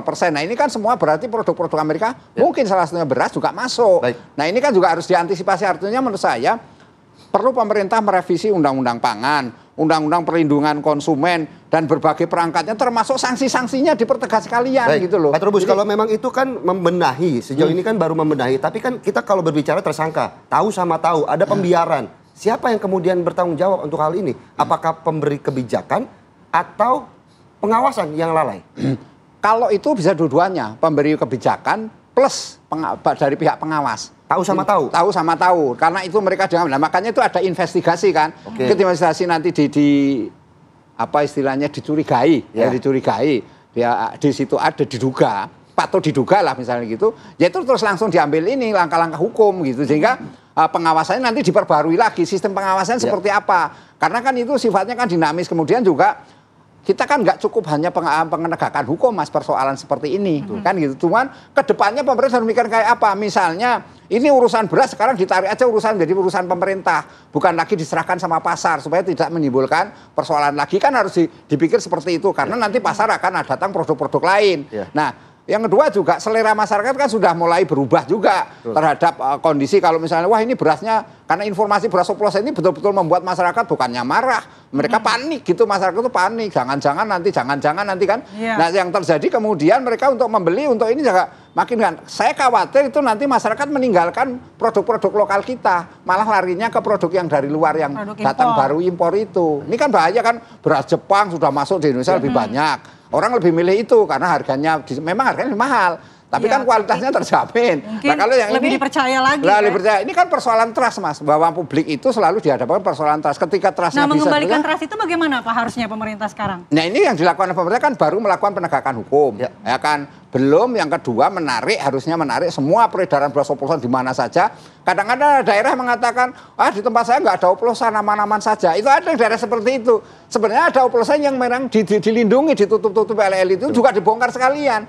Makanya bukalah yang buat channel aduan. Jadi masyarakat itu dikasih ke aduan untuk menyampaikan bahwa di daerahnya ada yang namanya oplosan. Tapi untuk menyamaratakan kan ada kebijakan penyamarataan harga begitu ya, tadi dihapus mau beras dihilangkan premium. kategori premium. Itu juga salah satu cara yang ampuh atau tidak? Iya, menurut saya itu juga sebenarnya nggak ampuh juga ya. Kalau misalnya dianggap itu semua harus berasnya sama. Gimana pun beras juga punya kualitas sendiri-sendiri kan. Ya karena memang dari asalnya namanya juga beda-beda. Bibitnya berbeda-beda, daerahnya juga berbeda-beda. Saya rasa kalau misalnya terlalu simplistis kemudian udah nggak ada lagi yang namanya beras premium, beras medium. Bukan seperti itu, karena tanggung jawab pemerintah adalah bagaimana dengan masyarakat kategori ras miskin itu harus tetap mendapatkan pelayanan, perlindungan. Kalau semuanya nanti harganya sama ya pemerintah mau mensubsidinya terlalu besar kan nggak mungkin, Mas. Nah, ini kan juga rugi nanti bagaimana ya. Duit lagi. Saya sedikit saja Pak Ari. Ini level pengambil kebijakan dan pengawasan juga bisa saja dicurigai Ya memang mengatasi masalah sosial ya, masalah masyarakat itu selalu kita tekan sini yang gelembung di sini. Makanya kalau mengatasi masalah masalah sosial ini nggak cukup hanya pada penegakan saja. Kalau dalam teori polisi itu ada paling tidak ada 4 step itu. Satu, deteksi bagaimana melihat kenyataan yang di lapangan. Yang kemudian yang kedua, preemptif. Artinya apa? Menghilangkan faktor-faktor kriminogen, yaitu dengan pembinaan itu tadi. Kemudian pencegahan, yaitu dengan pengawasan dan penindakan. Jadi empat strategi ini harus diterapkan bersama-sama, tidak bisa satu ekses saja. Penindakan harus berani begitu ya, harus tegas. Penindakan kalau sudah tegas gitu ya disertai dengan pembinaan. Siapapun levelnya harus tegas begitu ya. Tegas. Cuma tadi kalau dikatakan siapa yang jadi tersangka itu tadi ya. Tindak semua, tapi nanti akan ditentukan gradasinya dong.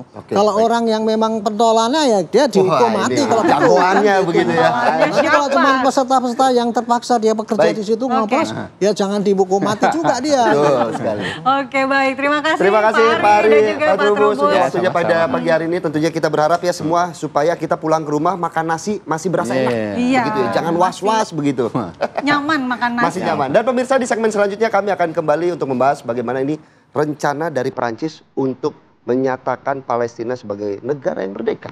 Iya, sesaat lagi.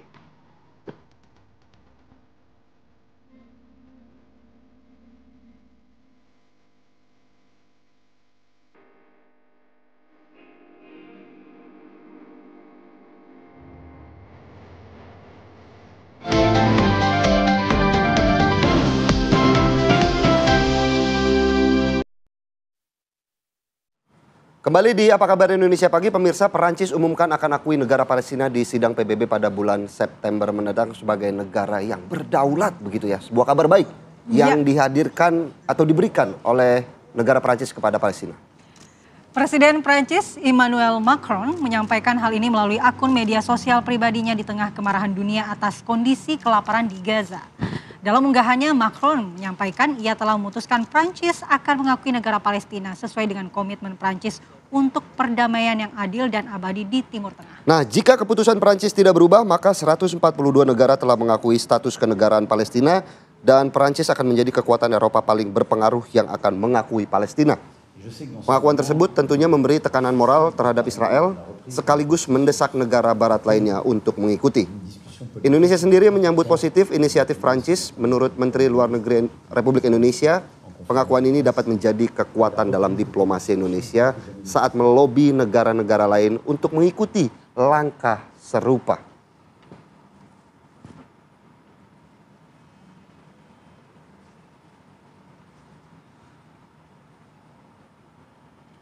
Pernyataan sikap dari Presiden Prancis Emmanuel Macron ini tentu menjadi perbincangan utama di dunia internasional akhir pekan ini. Tapi apakah ini hanya sekedar ucapan diplomasi atau nanti akan ada langkah-langkah konkret ke depannya terkait dengan kondisi Gaza? Kita akan memperbincangkan ini di Apa Kabar Indonesia Pagi bersama narasumber kita yang sudah hadir di studio. Ada Pak Teguh Reza Shah, analis hubungan internasional UNPAD. Selamat pagi. Selamat pagi, Pak Teguh. Selamat pagi, salam dari UNPAD di Bandung. Oke. Kemudian ada Mas Anan Nurdin, analis Timur Tengah. Assalamualaikum, selamat pagi Mas Anan. Selamat pagi Mas Anan. Selamat pagi Mas. Oke, mungkin kita tanya Pak Teguh ya, sikap dari Presiden Prancis yang kemudian menyatakan akan mengakui kedaulatan negara Palestina ini, apakah ini dalam perubahan haluan politik Prancis? Prancis itu kekuatan besar di Eropa itu. Sekarang Inggris, Prancis, Jerman, Italia. Kalau Prancis yang bicara itu yang lain akan dengar. Apalagi Prancis merupakan anggota G8 kan, G7.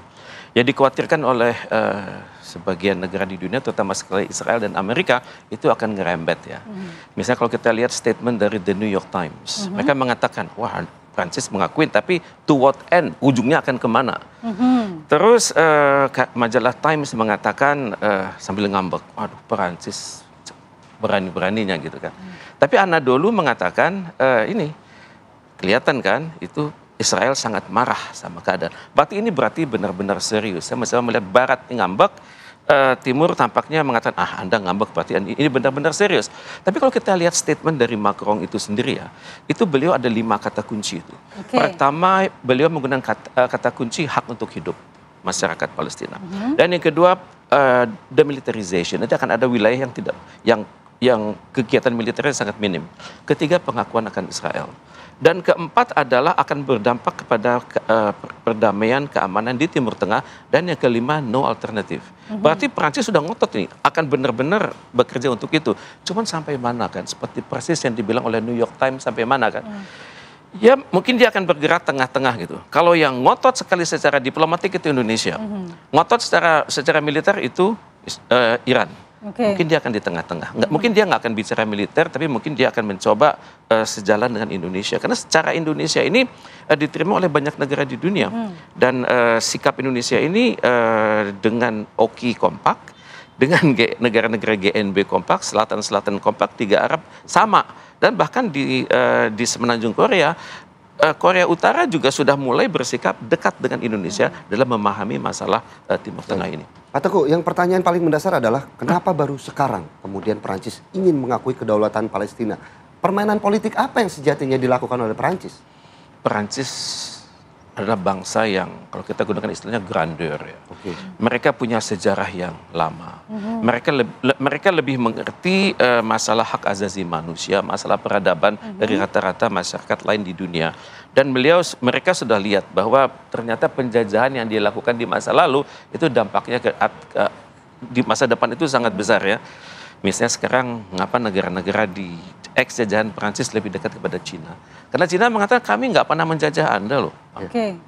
Jadi tampaknya juga ada faktor citizen journalism ya sekarang. Jadi dunia sudah melihat bahwa penderitaan itu bukan karena yang mereka lihat di depan mata begitu. Bahwa anak-anak terbunuh, anak-anak kelaparan, kemudian kematian secara sistematis ya Pak ya, pelan-pelan itu lebih dahsyat daripada pembunuhan. Pembunuhan maaf ya, sekali tembak itu orang langsung mati. Tapi kalau diam-diam dimatikan itu sangat menyentuh. Faktor kemanusiaan berarti yang sekarang mulai dilirik oleh negara Prancis. Masyarakat Prancis, betul. Oke, mungkin ke Mas Anan. Mas Anan, bagaimana pernyataan Prancis ini terhadap posisi Palestina saat ini? Ya kita tahu bahwa Prancis itu adalah sebuah negara anggota G7 ya. Dan ini akan menjadi sejarah luar biasa di mana berarti Prancis akan menjadi pionir perubahan politik di Timur Tengah. Jelas walaupun Trump mengatakan bahwa ini tidak berpengaruh, tapi sebetulnya itu sangat berpengaruh. Pasti mempunyai pengaruh yang sangat kuat terutama untuk anggota-anggota G7 yang lainnya. Kita tahu mungkin di antara negara G7 itu terbagi 2. Ada yang terikat dengan Israel yang sangat kuat, yaitu Amerika Serikat secara politik dan militer. Kemudian ada Jerman yang mempunyai ikatan sejarah yang sulit untuk dirubah. Tapi negara-negara lain seperti Kanada, kemudian ada Kanada, ada Inggris, ada Jepang. Saya pikir seperti Jepang misalnya negara yang sangat kuat juga bisa akhirnya terpengaruh. Maka keputusan Prancis yang akan mengumumkan pengakuan kepada Palestina ini mempunyai dampak domino politik ataupun militer di Timur Tengah. Ini pasti akan menjadi pertimbangan kuat untuk negara lain, misalnya seperti Italia. Italia sudah memberikan indikasi yang sangat kuat. Mereka akan memberikan dukungan apabila entitas Palestina sebagai negara itu sudah terbentuk. Sekarang mereka bilang, kita mau mendukung Palestina, mengakui Palestina sebagai negara di mana? Karena entitasnya belum terbentuk. Walaupun kita tahu dengan adanya Perancis itu kan sekarang berarti sudah 143 negara atau hampir 75% negara anggota PBB mengakui Palestina sebagai negara. Tapi belum terbentuk entitasnya.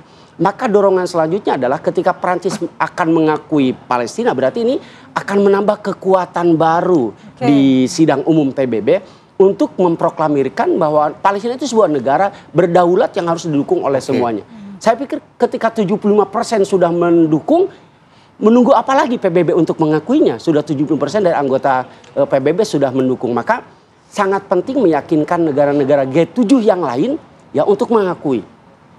Mungkin ini juga sebagai sebuah usaha yang sangat maksimal dari Prancis, bagaimana kekejaman Israel yang menjadikan kelaparan sebagai senjata, blokade sebagai senjata, penjara besar sebagai senjata. Ini di luar batas-batas hak asasi manusia untuk hidup. Ya itu kan dasar seseorang untuk mendapatkan hak hidup. Bahwa ini harus diperjuangkan bersama. Ketika 142 negara tidak mampu melakukan apapun, maka ketika ditambah Prancis ini kekuatannya sangat luar biasa. Kita tahu sejarahnya sangat panjang Prancis di Timur Tengah dan juga di Afrika, maka jelas akan mempunyai pengaruh yang sangat luar biasa ke depannya untuk bagaimana memanusiakan manusia yang ada di Gaza. Sebenarnya dampak langsung yang dirasakan oleh Palestina dengan dukungan dari Prancis ini seperti apa? Kalau tadi kan dari penjelasan Mas Anan masih terkait bagaimana keberadaan Prancis ini bisa saja memeluk dukungan dari negara-negara di Eropa. Tapi kalau untuk dampak langsungnya seperti apa? Saya pikir dampak langsungnya sangat besar. Mungkin secara moral begitu ya? Betul. Secara moral ya, misalnya secara moral hanya dengan demo saja itu kan dukungan luar biasa. Sekarang sebuah negara besar, anggota G7, satu negara di Eropa yang disegani juga, negara besar lagi mengakui. Selama ini kan yang mengakui negara Palestina itu negara-negara yang tidak mempunyai kekuatan signifikan baik secara politik ataupun secara militer. Mungkin sebelumnya ada Slovenia, ada Armenia, ada mungkin negara kuatnya adalah Spanyol misalnya yang sudah mengakui di antara negara-negara di Eropa. Maka dengan adanya Prancis berarti akan menambah negara-negara Eropa selain G7 tadi, negara-negara Eropa yang mempunyai pengaruh besar dalam tatanan politik internasional. Dan ini secara politik akan sangat kuat, walaupun mungkin secara militer tidak bisa demikian ya, tapi secara politik akan sangat kuat sekali. Mungkin Pak Teguh mau menanggapi bahwa ini kan Prancis adalah negara besar. Apakah negara-negara besar lainnya di Eropa ini akan langsung terkena dampak efek dominonya? Tapi kita akan jawab usai jeda, Pak Teguh. Kita hadirkan perbincangannya sesaat lagi. Kita lanjutkan perbincangan kita di Apa Kabar Indonesia Pagi. Kembali ke Pak Teguh. Pak Teguh, jika melihat sikap Prancis ini, kalau kata Mas Anan tadi, dampak moralnya sangat besar. Karena Prancis ini kita ketahui adalah negara yang besar. Apakah sebesar itu pengaruhnya nanti untuk negara-negara Eropa besar lainnya untuk juga ikut menyatakan sikap mengakui kedaulatan Palestina? Pengakuan itu kan bertahap ya. Tadi seperti Bapak katakan kan, bentuknya dulu seperti apa kan. Tapi paling enggak kecenderungannya ke situ. Misalnya kita lihat negara-negara di dunia, semua negara dunia itu merasa kelimpungan dengan tekanan Amerika Serikat soal tarif kan. Itu berdampak kepada industri dalam negeri, berdampak juga pada potensi pasar. Kemudian mereka juga melihat, aku udah ditekan oleh Amerika Serikat sedemikian rupa. Kemudian juga mereka melihat bahwa Amerika Serikat kan sedang menurun. Istilahnya Pax Americana menurun, Pax Sinica naik, di tengah-tengah itu mungkin Perancis bisa ngisi gitu. Perancis kan punya wilayah besar di Afrika, yang maksudnya yang pernah dijajah dulu kan, wilayah yang berbicara bahasa Perancis. Paling tidak ini akan menyadarkan dunia begitu bahwa ini ada suatu energi baru yang lebih dekat kepada filsafat kemanusiaan, kemudian lebih dekat kepada cita-cita PBB, kemudian menghendaki suatu penyelesaian atas kasus Palestina ini untuk terus-menerus. Jadi jangan sampai bencana itu berkelanjutan dan tidak ada ujungnya, tapi ada terobosan. Dan Prancis itu udah sampai pada satu titik mengatakan no alternatif, nggak ada pilihan lain. Tapi secara politik keuntungan apa yang didapatkan oleh Prancis? Keuntungan politik pertama dia bisa mengatakan kepada dunia bahwa saya betul anggota NATO, tapi saya adalah negara yang mandiri. Saya adalah anggota OECD, saya yang mandiri. Saya adalah anggota tetap Dewan Keamanan PBB dan saya juga adalah mandiri. Jadi saya bisa membayangkan suatu situasi di mana negara-negara G7 akan melihat pada saat Amerika Serikat reputasinya menurun, ada kekuatan lain di internal yang lebih mandiri, lebih filosofis, lebih humanis, dan lebih bisa berbicara soal dunia di masa depan yang penuh keadilan dan kedamaian. Itu Perancis. Memang dikhawatirkan nanti Jepang akan melunak, Italia akan melunak, Inggris melunak, Jerman melunak. Tapi itu kan suatu proses. Dan ini yang dikhawatirkan oleh Israel dan juga oleh Amerika. Saya bisa bayangkan suatu situasi. Sekarang kan di Dewan Keamanan PBB itu ada 5 negara kan. Amerika Serikat, Inggris, Perancis, Cina, dan Rusia. Selama ini kan 3 lawan 2. Rusia sama Cina biasanya satu kekuatan kan. Kemungkinan besar Perancis akan bermain di tengah-tengah. Dan disitulah orang melihat bahwa ini adalah kekuatan alternatif. Bahwa kalau melihat, ini kan nggak ada ujung perdamaian dunia. PBB udah 80 tahun tapi Dewan Keamanannya gitu-gitu aja kan. Jadi tampaknya Perancis bisa menempatkan dirinya sebagai suatu energi untuk reformasi PBB di masa depan. Dan untuk itu dia tampaknya akan mendapat dukungan. Indonesia tampaknya akan mendukung kalau reformasi PBB tersebut. Beberapa minggu silam kan Pak Prabowo duet dengan Macron kan. Kemudian juga tampaknya kalau duet ini berjalan manis untuk suatu reformasi PBB, untuk suatu sistem perdamaian dunia yang lebih adil, lebih berkelanjutan, akan didukung oleh OKI, oleh GNB, oleh Selatan-Selatan, oleh Liga Arab. Walaupun mungkin pernyataan kedaulatan untuk Palestina akan mengakhiri hubungan sekutu Prancis dan juga Amerika. Ini tidak mungkin terjadi mendadak ya. Karena Prancis dari awal sudah menyatakan diri, saya anggota NATO tapi saya mandiri, dalam artian kalau ada pangkalan Amerika Serikat itu di Jerman ada, di Inggris ada, di Australia ada, di Jepang ada, di Prancis enggak. Prancis mengatakan, oke, saya anggota NATO, tapi pasukan NATO yang ada di sini adalah pasukan kami. Dia itu beda. Bahkan Prancis untuk suatu reformasi pertahanan Eropa berani mengatakan kami akan cenderung menggunakan misalnya Eurofighter, kami akan menggunakan pesawat-pesawat tempur yang dibuat oleh sesama kami. Karena dia tahu bahwa ketergantungan yang terus-menerus pada Amerika Serikat itu tidak baik bagi mereka untuk jangka panjang. Baik, kita ke Mas Anan. Mas Anan, kalau tadi Perancis, kemudian kemungkinan negara-negara lainnya yang juga akan mengikuti, lalu bagaimana dengan di Timur Tengah? Bagaimana respons negara-negara Arab terhadap sikap Perancis seharusnya? Ya, ini sangat memberikan respon positif dan optimis bagi negara-negara Timur Tengah. Saya pikir juga bahwa ini merupakan celah yang ingin diambil oleh Perancis. Kita tahu bahwa Perancis itu kuat di Afrika tapi tidak kuat di Timur Tengah.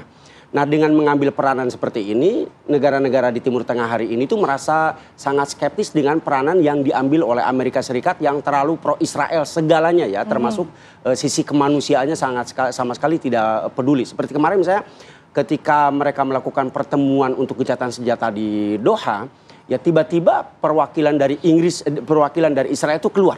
Mereka tidak setuju dengan syarat dari Hamas yang mengatakan bahwa perundingan gencatan senjata ini harus kita lanjutkan kalau blokade dan perang kelaparan ini dihentikan dulu. Baru Hamas ingin melanjutkan.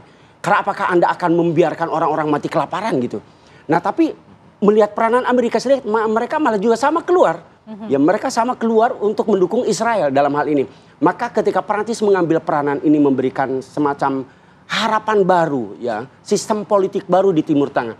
Itu maka akan membawa dampak yang sangat positif untuk Timur Tengah dan akhirnya dalam hal ini secara otomatis maka Perancis akan mendapatkan semacam tempat di hati negara-negara di Timur Tengah untuk mengambil peranan tertentu untuk menghentikan wabah krisis kemanusiaan yang dibawa oleh Israel dengan Amerika Serikat di Timur Tengah hari ini.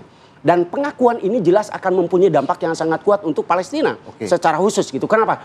Karena tadi Palestina dengan diakui oleh Prancis yang mempunyai hak veto di PBB, saya pikir ini akan menyetarakan Palestina dengan negara-negara lain. Yaitu misalnya dalam hak diplomasi, dalam membuka konsulat gitu kan di beberapa negara yang dekat dengan Prancis. Ini akan menjadi Palestina menjadi negara yang lebih cepat untuk dibentuk menjadi sebuah negara dan mempunyai kekuatan sangat luar biasa dengan pengakuan dari Prancis tersebut. Tapi apakah dengan dinyatakannya berdaulat negara Palestina, apakah kasusnya akan langsung selesai atau justru perjuangan Palestina juga masih tetap lebih panjang begitu untuk ya proses pengakuan menjadi sebuah negara itu kan kita lihat bahwa Yang diinginkan Israel kan sebetulnya bukan hanya Palestina. Ya. Maka ketika Palestina berdaulat menjadi sebuah negara, dia mempunyai rencana panjang untuk mendirikan sebuah negara Israel Raya itu. Maka roadmap Israel sudah lebih jauh, sudah lebih matang, sudah lebih dalam dari berbagai aspeknya daripada roadmap pendirian negara Palestina. Maka ketika itu diakui menjadi sebuah negara, perjalanannya, perjuangannya gitu, diplomasi politiknya masih sangat panjang untuk dikatakan menjadi sebuah negara merdeka. Baik, sebelum kita lanjutkan, kita mau lihat dulu update terkini dari kondisi di Gaza, di mana pemirsa truk-truk bantuan kemanusiaan akhirnya diperbolehkan bergerak dari Mesir ya untuk masuk ke Gaza. Betul sekali. تحمل مساعدات غذائية وهي الأولوية التي حددتها ولكن الأوضاع krisis kemanusiaan dan kelaparan dari warga Gaza tentunya ini membuat dunia internasional memberikan tekanan kepada Israel untuk mendistribusikan bantuan. Rekaman yang ditayangkan oleh Al Qaeda TV menunjukkan puluhan truk bantuan berjajar rapi di perbatasan sebelum akhirnya diperbolehkan untuk mulai bergerak sekitar pukul 5 pagi waktu setempat. Langkah ini meski terlambat adalah respon terhadap desakan global dan kondisi yang memprihatinkan yang dilaporkan oleh organisasi bantuan internasional. Mereka menyebutkan kelaparan massal telah melanda 2,2 juta penduduk Gaza. Di sisi lain, Israel mengklaim telah mengizinkan cukup makanan masuk ke Gaza, seraya menuding Perserikatan Bangsa-Bangsa yang gagal mendistribusikannya secara efektif.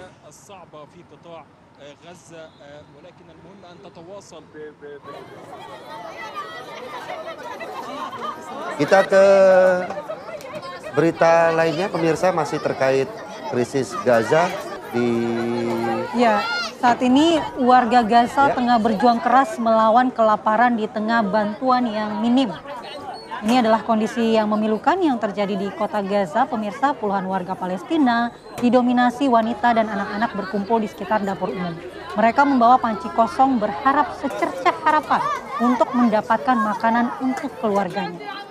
Wael Syaban, seorang pengungsi dari Khan Jabalia, Gaza Utara, merasakan betul sulitnya mencari makanan dan air untuk 6 anggota keluarganya. Kisah pilu juga datang dari Najwa Al-Najah yang mengungkapkan anaknya meninggal dunia karena kelaparan selama bulan Ramadan. Ia kini hidup dalam kekhawatiran mendalam akan nasib anaknya yang lain yang tengah sakit. Mahmud Al-Najjar menggambarkan situasi ini sebagai bencana nyata. Menurutnya tidak ada makanan untuk dimakan, harga melambung tinggi dan ketersediaan makanan nyaris nihil.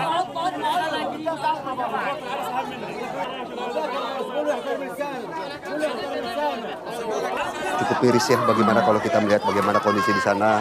Kelaparan ini menjadi salah satu senjata dari Israel yang membuat prihatin warga di Gaza Palestina begitu ya. Saya mau ke Pak Tengku, mungkin pertanyaan terakhir Pak Tengku, melihat bagaimana kemudian Prancis ingin menyatakan Palestina sebagai negara yang berdaulat begitu ya. Hasil dari kunjungan kemarin di Macron ke negara-negara tetangga begitu, apakah ini memang merupakan hasil dari kunjungan pertemuan yang dilakukan? Prancis itu kan diplomasinya global. Oke. Dengan Indonesia iya, dengan negara lain iya, dengan Malaysia, dengan ASEAN ada, dan juga ASEAN individual juga ada. Kemudian kedutaan besar dia kan termasuk berwibawa di sini. Dia punya lembaga pelatihan bahasa Perancis di banyak negara di dunia. Dengan ASEAN dia bagus, dengan Uni Eropa dia di situ, dengan kawasan Amerika Latin iya, dengan global dia bisa bermain di level PBB di Dewan Keamanan ya. Kita bisa berharap bahwa dari niatan Perancis itu akan ada, mungkin bukan hanya sekedar angin segar tapi energi tambahan ya. Cuman kan untuk menciptakan suatu negara itu tidak mudah kan. Pertama, kalau kita lihat dari hukum internasional, batas-batasnya harus jelas dulu. Ini yang Perancis katakan demilitarization. Batasnya di mana yang bisa nggak boleh ada kegiatan militer. Apakah kembali kepada batas-batas tahun 1967? Mungkin Israel nggak mau. Kemudian penduduknya sudah kocar-kacir kan. Kemudian juga kemampuan dia mengelola negara itu sangat berat. Kita lihat kan berapa juta orang yang hidupnya terlunta-lunta. Kemudian pengakuan internasional, Perancis memberikan pengakuan internasional, tapi apakah semua kerja keras Perancis ini dapat disinergikan dengan upaya-upaya dunia yang lain begitu. Dan Prancis mengatakan nanti bulan September nanti kita akan bicara di PBB kan. Dan bulan September itu adalah bulan yang sangat bagi Israel itu mungkin mengerikan gitu. Karena Pak Prabowo akan bicara kan. Kalau Pak Prabowo bicara itu bersama beliau itu ada ASEAN, ada OKI, ada GNB, ada Liga Arab, ada Selatan-Selatan. Dan tidak mustahil Pak Prabowo akan mengulangi kembali pidato akbar yang dikemukakan oleh Bung Karno tanggal 30 September tahun 1960 to build the world anew. Kemungkinan besar ini akan menginspirasi beliau untuk melakukan hal yang sama untuk merancang suatu dunia yang lebih baru, lebih adil, lebih damai dan lebih berkelanjutan. Kalau sekarang kan cuma dikuasai oleh dua negara itu kan. Kalau menurut bahasa Iran itu satu Syaitanul Akbar, setan yang besar Amerika Serikat, kemudian satu lagi setan yang kecil atau Syaitanul Asghar. Ini kata Iran. Dan di Timur Tengah ini bahasa yang sehari-hari muncul di kalangan masyarakat. Oke, Mas Anan singkat saja, apakah Israel harus takut dengan sikap ini? Harus takut. Karena menurut saya begini, ketika Prancis sekarang sudah melakukan langkah-langkah yang sangat nyata mengakui Palestina, ini langkah selanjutnya adalah yang paling menarik adalah bagaimana melibatkan Prancis dalam negosiasi gencatan senjata.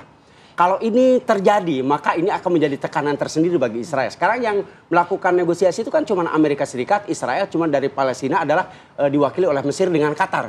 Nah sekarang kalau itu mampu ditarik menjadi tim, salah satu tim negosiasi gencatan senjata, maka ini akan menjadi tekanan tersendiri bagi Israel dan bagi Amerika Serikat. Apalagi misalnya kalau tiba-tiba Prancis lebih nanti condong kepada kekuatan yang lain yaitu Cina dengan Rusia. Maka ini akan menjadi tekanan yang sangat global dengan langkah yang dilakukan oleh Macron untuk mendukung Palestina. Saya pikir kalau itu dilibatkan, benar-benar dilibatkan dalam negosiasi yang kemarin gagal untuk gencatan senjata abadi di Gaza, maka ini akan menjadi sebuah langkah maju dalam kemajuan perdamaian di Timur Tengah. Baik, terima kasih Mas Anan. Kita harapkan sebuah langkah maju dalam perdamaian di Palestina. Terima kasih juga Pak Teguh. Terima kasih Pak Teguh. Baik, dan pemirsa, tadi kita sudah bahas mengenai sikap Prancis yang akan mendukung kedaulatan negara Palestina. Namun kita harus jeda terlebih dahulu karena kita akan kembali dengan informasi yang tidak kalah menarik. Apa itu, Philip? Ada yang viral-viral, salah satunya ini fenomena lubang ambles alias sinkhole yang kembali membuat heboh. Sesaat lagi.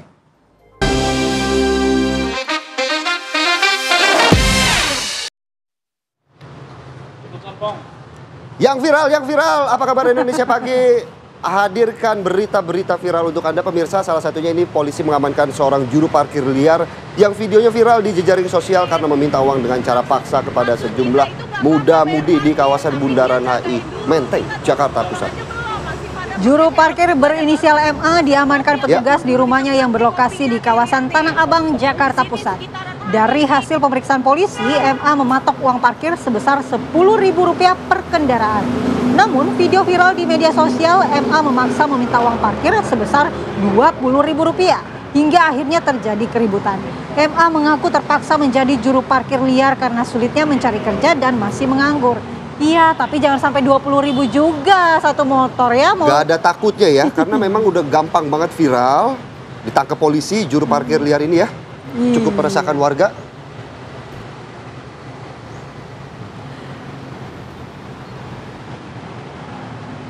Kita lanjut ke kabar viral berikutnya. 7 orang pelajar terekam CCTV saat menyerang rumah warga di Kecamatan Kresek, Kabupaten Tangerang, Banten. Dalam rekaman CCTV, 7 orang pelajar berboncengan 2 sepeda motor berhenti di depan rumah warga di Kecamatan Kresek, Kabupaten Tangerang, Banten. Tanpa alasan yang jelas, 7 pelajar itu kemudian melempari rumah warga dan mengancam warga dengan menggunakan kayu yang mereka bawa. Aksi penyerangan ini tidak berlangsung lama lantaran sejumlah warga langsung mengusir mereka. Para pelajar pun kabur kocar-kacir meninggalkan lokasi. Unit Reskrim Polsek Kresek yang melakukan penyelidikan akhirnya mengamankan 7 orang pelajar ini dari sekolah mereka yang tidak jauh dari lokasi penyerangan. Meski awalnya terlihat garang, 7 pelajar yang diamankan polisi ini justru menangis histeris. Akhirnya menangis juga kalau ketemu ibu ya. Ya. Kita ke kabar viral lainnya pemirsa. Pencurian spion mobil terjadi di Jalan Muara Karangpluit, Penjaringan, Jakarta Utara yang terekam kamera pengawas. Polisi meringkus 2 orang pelaku. Inilah rekaman CCTV yang memperlihatkan 2 pelaku pencurian spion. Pelaku menargetkan spion mobil mewah yang terparkir di Jalan Muara Karangpluit, Penjaringan, Jakarta Utara. Dalam melancarkan aksinya, satu pelaku berjaga di atas motor untuk memantau situasi sekitar dan satu lainnya sebagai eksekutor. Tidak kurang dari 1 menit spion mobil dipatahkan dan langsung dibawa kabur pelaku. Unit Reskrim Polsek Penjaringan Jakarta Utara meringkus 2 orang pelaku pencurian spion mobil itu. Pelaku ditangkap di sebuah rumah kontrakan di kawasan Kalideres, Jakarta Barat. Pelaku merupakan spesialis pencurian spion mobil yang sudah beraksi sebanyak 6 kali di 3 wilayah di Jakarta. Pasti pelakunya suka melihat masa lalu. Lihat ke belakang. Karena ya? dia yang dicuri adalah spion, sukanya ngelihat ke belakang. Kalau ngelihat masa depan apa? Kacanya tembus pandang. Kaca nako biasa yang dicuri.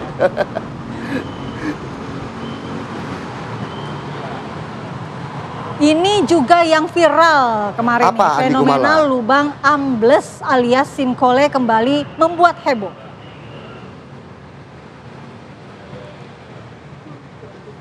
Nah, itu dia sinkhole yang viral di media sosial, di mana sebuah ruas jalan di Tanjung Katong, South Road, mendadak ambles pada Sabtu sore. Sebuah mobil yang sedang melintas terperosok ke dalam lubang yang penuh air. Otoritas Air Singapura Public Utilities Board menyebut lubang terbentuk di dekat area proyek yang sedang mereka kerjakan. Wanita yang mengemudikan kendaraan sendiri dalam kondisi selamat dan sadar saat dievakuasi dan dibawa ke rumah sakit. Selain jalan ambles, 2 pipa air utama di area tersebut ikut rusak sehingga menyebabkan pasokan air ke rumah-rumah sekitar terganggu. Sempat viral ya di media sosial karena dikira ini awalnya adalah AI, ternyata beneran terjadi. Iya, takutnya kan dimanipulasi. Betul. Sekarang gampang lagi.